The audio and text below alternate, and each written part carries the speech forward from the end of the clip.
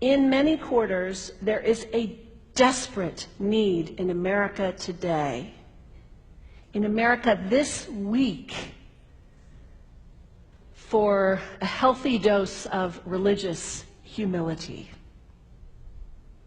There are too many people getting too much face time on television who claim exalted status for Christianity and who are demeaning other faith traditions, particularly that of Islam. And my friends, this has got to stop. The trigger for this latest wave of intolerance is media coverage, many of you have seen it, about a plan to build a Muslim community center 2 blocks from Ground Zero. The center will have a mosque, an auditorium, and a pool. It is modeled after YMCAs and Jewish community centers all across the country. For all I know, it's got locker rooms and childcare. Now, to be very clear here, reasonable, faithful, caring people can disagree about how they feel about this facility being built so close to Ground Zero. But that does not justify the wave of fear and suspicion that has washed over this country over the last 10 days. The media are now calling this a wave of Islamophobia that is sweeping across America. I saw a story this week on CNN about a minister in Gainesville, Florida, who has declared September 11th of this year Burn the Quran Day. Thank you for your reaction. That was mine. This guy is a minister at a non-denominational church called the Dove World Outreach Center. He said all kinds of disparaging, insulting, inaccurate things about Islam that I'm not going to repeat from this pulpit. His message is about hate and fear, and I can assure you there is nothing in the Gospels, there is nothing in the teaching of Jesus Christ that says anything about burning the holy texts of other traditions. It is not there. The proposed burning of the Quran is obscene. It is not the work of peace. It is not the work of understanding. It is not the work of building bridges. It is insanity. Now, the good news is there are a lot of groups, a lot of churches, even the National Association of Evangelicals, who are condemning this action and urging the church to cancel their event. A conversation about God demands grace, an openness, a willingness to learn, to have our own ideas challenged, our convictions questioned. These are the hallmarks of humility. When I was in seminary, I read from someone whose name is lost to me now, when you speak of God, your voice should shake a little. You know, Jesus had no time for religious know-it-alls.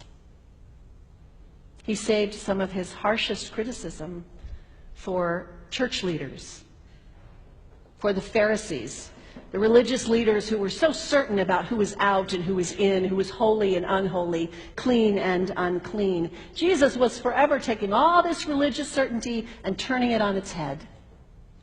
And we can only imagine what Jesus would have said about Pastor Terry Jones and his Burn the Quran campaign.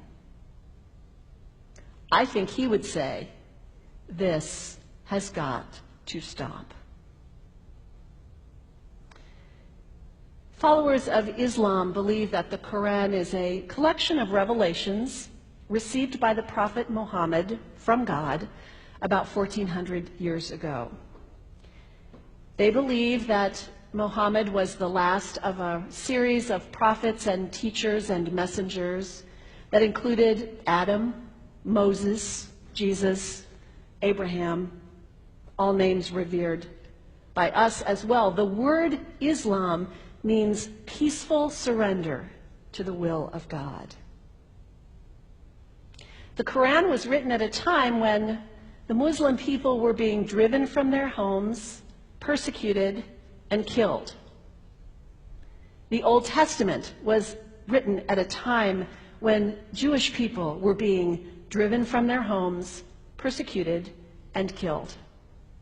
And religious scholars will tell you that most Holy Scriptures have stories of war and violence in them. Throughout history, most faiths have used these texts to justify violence. And if there's anyone in this room at this moment who's thinking that I've got it wrong, after church today, pull out your Bible and look up Psalm 137. And you'll see that our own text has passages that can make us uncomfortable. But also, like the Bible, the predominant message of the Quran is of peace and care and loving God, justice, care for the neighbor, care for the stranger. In the Bible, we have thou shalt not kill. In the Quran, we have whoever kills another, surely he is killing all of humanity. And whoever saves the life of another, surely he saves the lives of all humanity. These are words of peace, words of faith, words that could save the world if we would take them to heart. The second thing you can do the next time someone sends you one of those emails demonizing Islam, delete it. Don't forward it. Don't participate in the stereotyping. Don't give in to your fear. It's okay to be a little afraid. We all have those emotions. Just don't give in to it. Don't sign on for it. Don't focus on this tiny group of extremists who commit acts of violence. Focus on the hundreds of millions of Muslim people in the world who are people of faith, whose priorities and concerns and families are not so different from your own. And third, when you think of Muslim people, think of individuals. Think of the professor at Ohio State. Think of the engineer at Honda. Think of the teacher at the elementary school down the street. When you think of Muslim people, remember those who died on 9/11, not the hijackers. There was only a handful of them. Remember Mohammed Sunhami Hamandi. He was born in Pakistan. He came to the United States as a small child with his parents. He played high school football. He went to college. He became a part-time ambulance driver. He died, this Muslim young man, on 9/11, trying to rescue people and save lives. When you think of Muslim people, remember Mohammed Salahuddin Cloudhurry. He was a waiter at Windows on the World, which was at the top of the World Trade Center. He died that day. His wife had their baby 2 days later. When you think of Muslim people, remember Rama Salih. She was a woman, 28 years old. Her neighbors described her as fun and outgoing and generous. And she died on American Airlines Flight 11, 7 months pregnant with her first child.